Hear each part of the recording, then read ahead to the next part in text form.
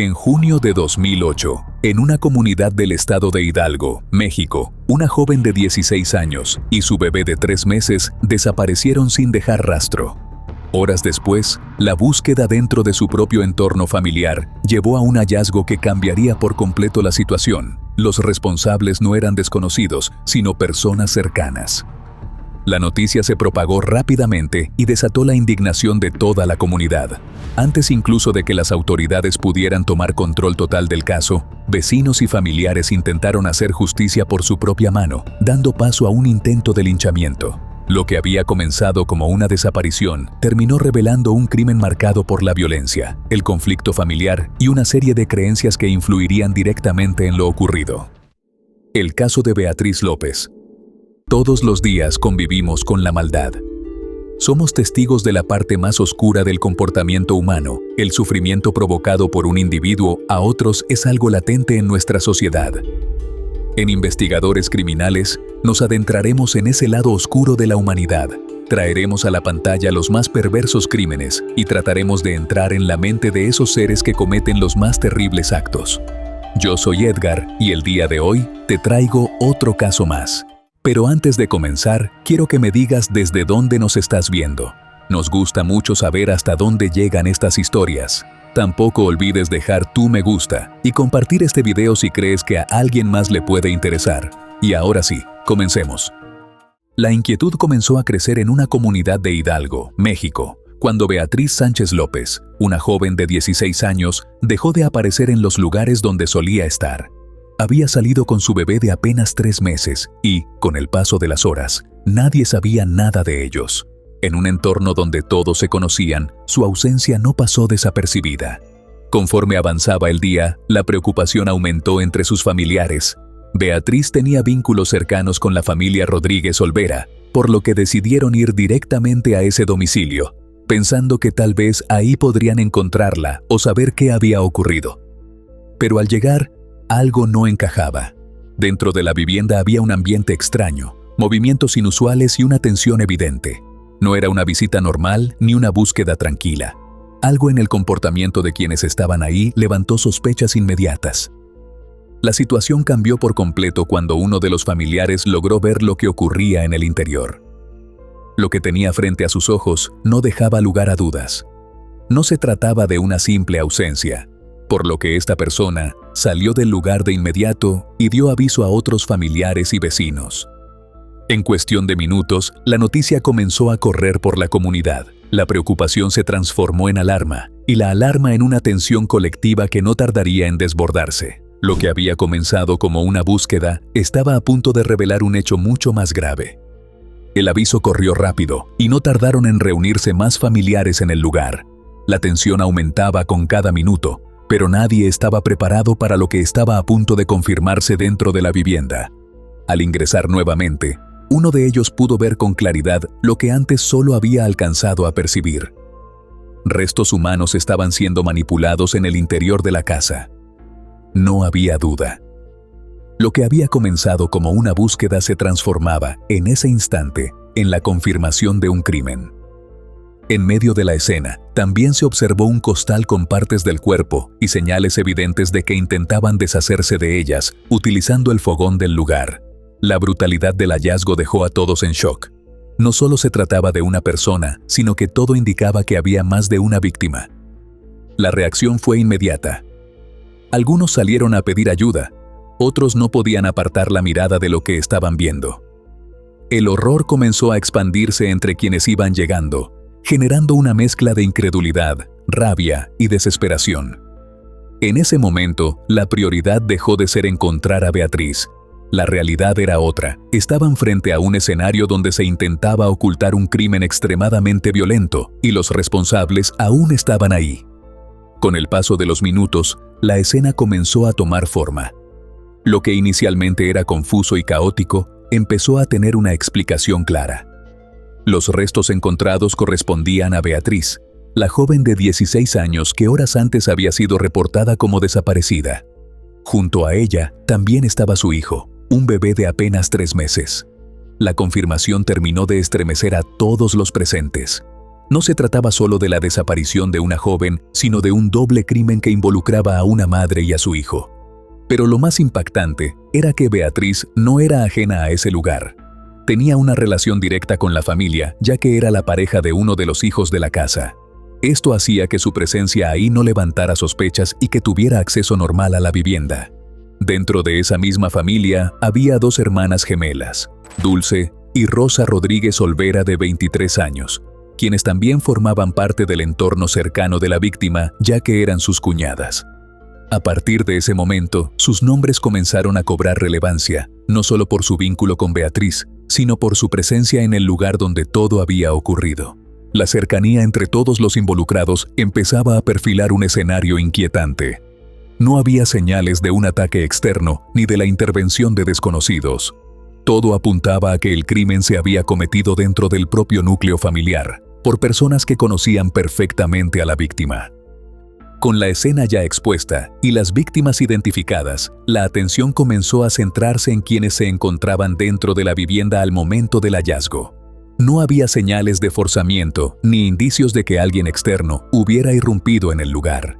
Todo apuntaba a que quienes estaban ahí sabían exactamente lo que estaba ocurriendo. Dulce y Rosa se encontraban en la casa cuando los familiares llegaron. Su comportamiento no pasó desapercibido.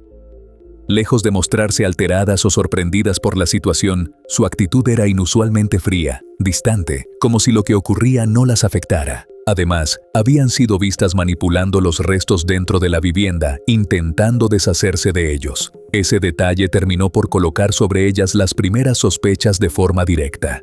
Ya no se trataba solo de presencia en la escena, sino de participación activa en lo que estaba ocurriendo. Sin embargo, antes de que las autoridades pudieran intervenir, ambas abandonaron el lugar. Su ausencia inmediata después del hallazgo reforzó aún más las sospechas en su contra. Para ese momento, la comunidad ya no dudaba. Las dos hermanas no solo estaban vinculadas con el crimen, sino que todo indicaba que eran las principales responsables.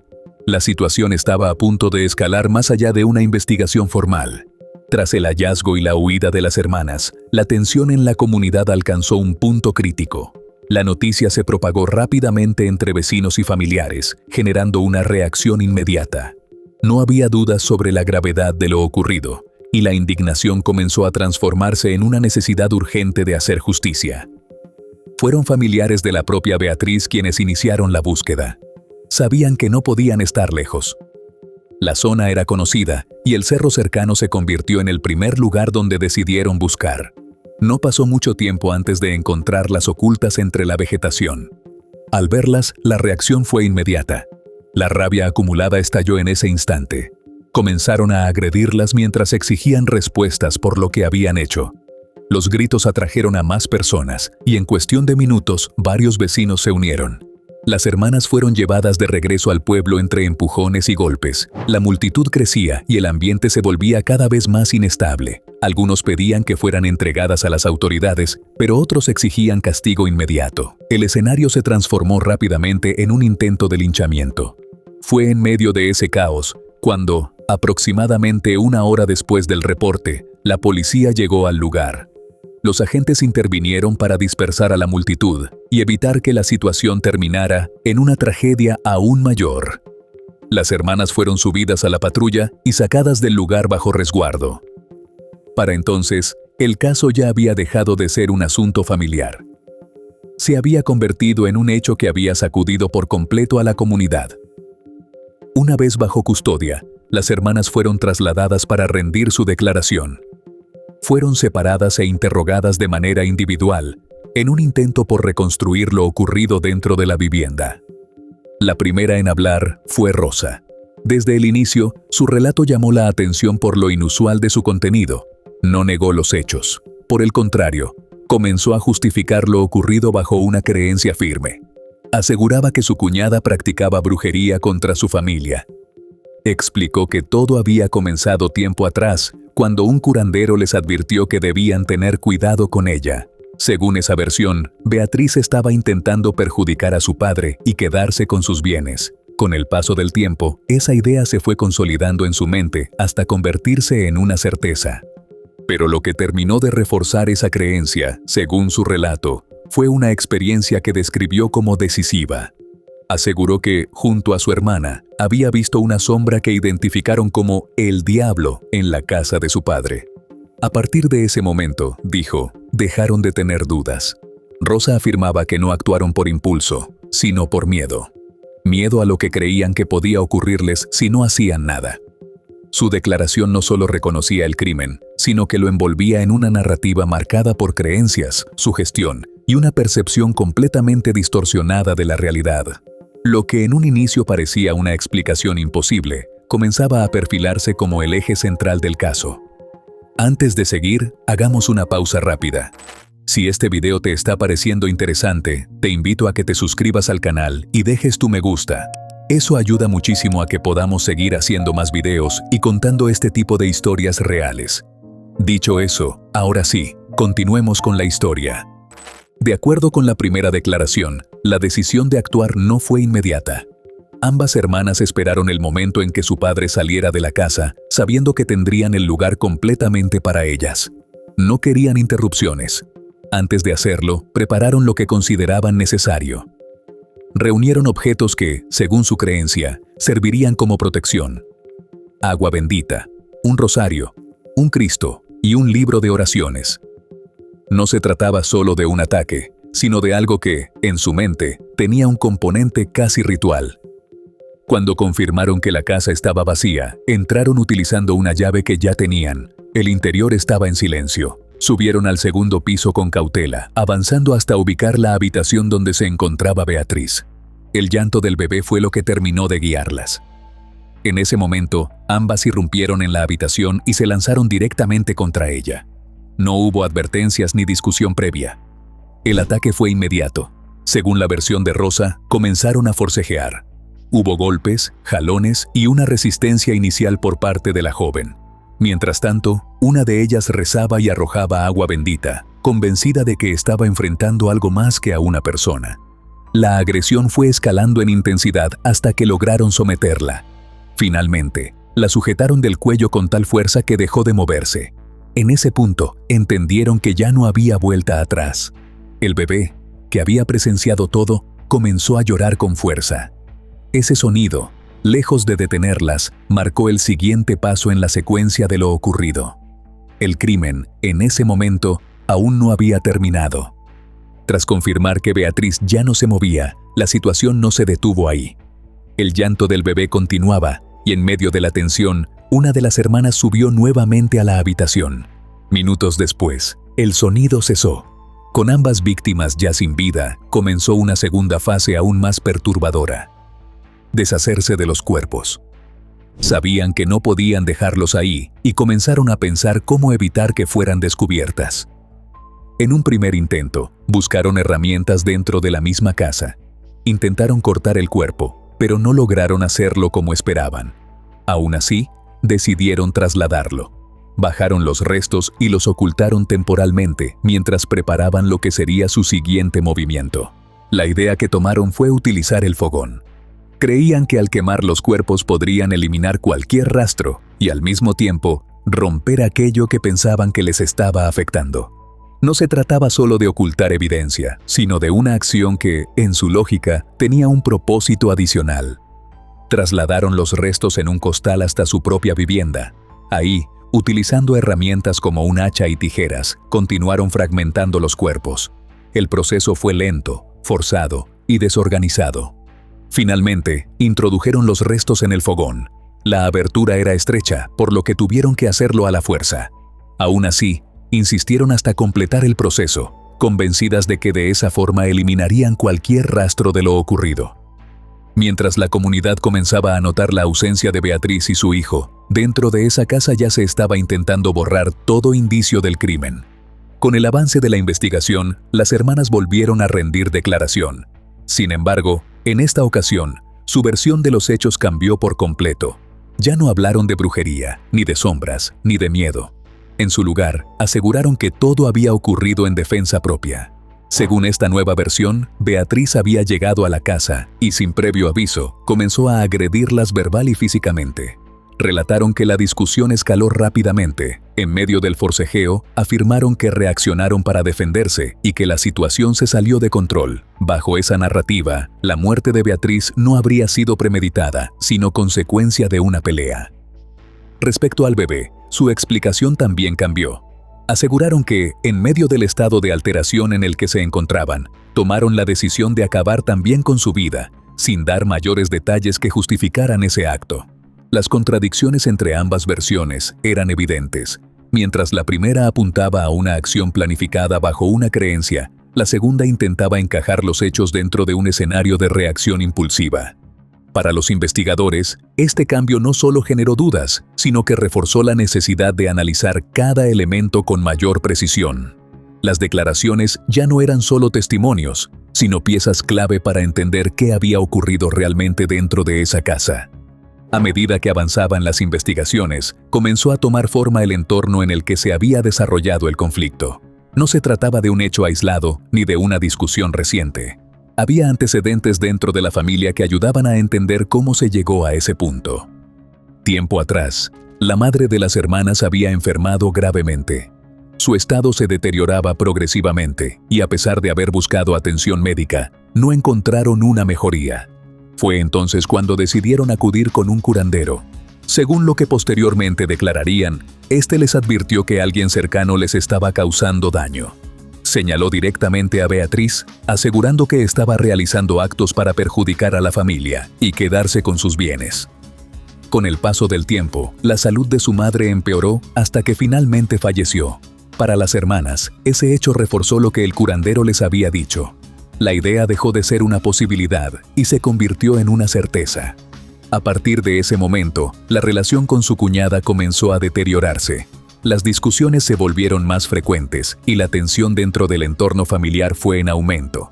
Incluso, en algún punto, fueron expulsadas de la casa por su propio padre tras un conflicto.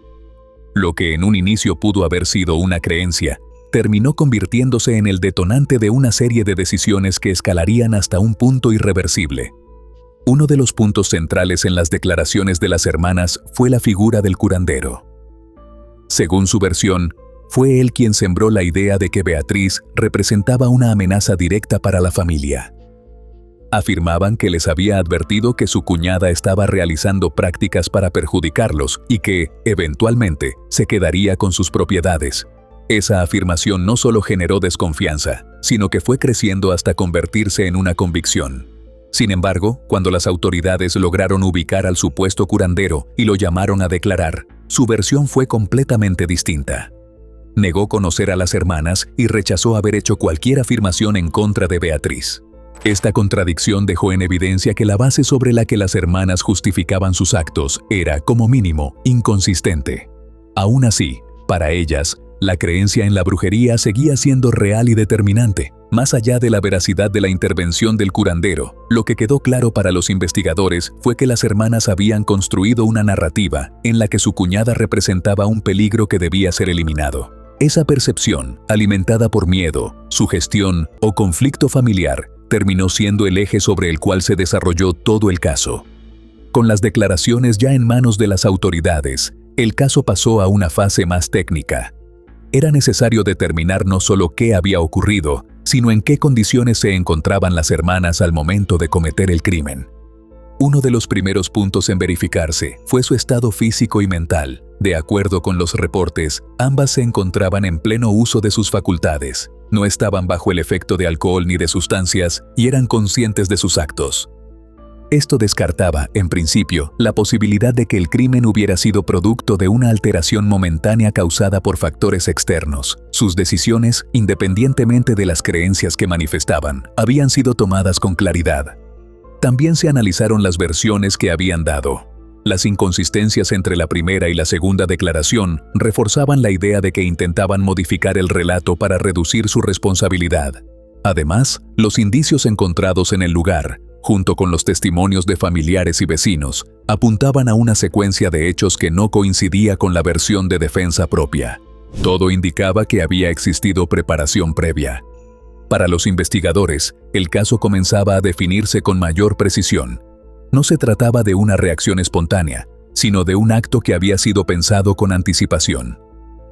Con todos los elementos reunidos, declaraciones, evidencia física y testimonios, el caso avanzó hacia su resolución judicial.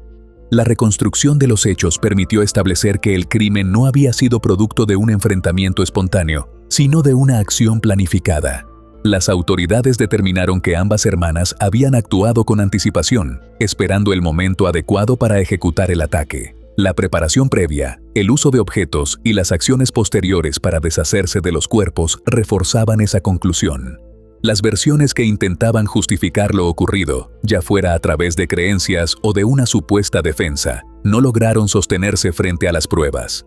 El nivel de violencia y la forma en que se desarrollaron los hechos fueron determinantes en la valoración del caso. Finalmente, Dulce y Rosa Rodríguez Olvera fueron condenadas a 80 años de prisión. Fueron recluidas en un centro de readaptación social para mujeres, donde cumplirían la sentencia impuesta por los delitos cometidos. El caso quedó cerrado en términos legales, pero su impacto dentro de la comunidad y por la naturaleza de lo que pasó, lo convirtieron en uno de los episodios más perturbadores registrados en la región. Lo ocurrido en esta comunidad de Hidalgo no solo dejó un impacto por la violencia del crimen, sino por el contexto en el que se desarrolló. No fue un hecho impulsivo ni un conflicto aislado. Fue el resultado de una combinación de creencias, tensiones familiares y decisiones que fueron escalando sin control. La idea de que una persona cercana representaba una amenaza, reforzada con el tiempo, terminó transformándose en una justificación suficiente para actuar. En ese proceso, la realidad quedó completamente desplazada por una percepción construida desde el miedo y la desconfianza. El caso también expone cómo un entorno cerrado, donde las relaciones son cercanas y constantes, puede intensificar los conflictos hasta llevarlos a un punto extremo. La cercanía que normalmente implica confianza, en este caso, terminó facilitando todo lo contrario. Más allá de la resolución judicial, lo que permanece es la dimensión de lo ocurrido. Un crimen cometido dentro del propio núcleo familiar, contra alguien que formaba parte de ese mismo entorno, y que nunca imaginó que el peligro estaba precisamente ahí. Y bueno, querida audiencia, hasta aquí una investigación más. ¿Qué opinan del caso de hoy? Nos gustaría mucho leer sus comentarios ya que su opinión sobre los casos es muy importante para nosotros. Recuerden siempre hacerlo con el máximo respeto posible, tanto para la víctima como para los demás espectadores y nosotros que los estaremos leyendo. Antes de irte, deja tu me gusta y suscríbete si aún no lo estás. Tampoco te olvides de compartir este video si crees que a alguien que conoces le puede interesar. Nos vemos hasta otra investigación criminal. Adiós.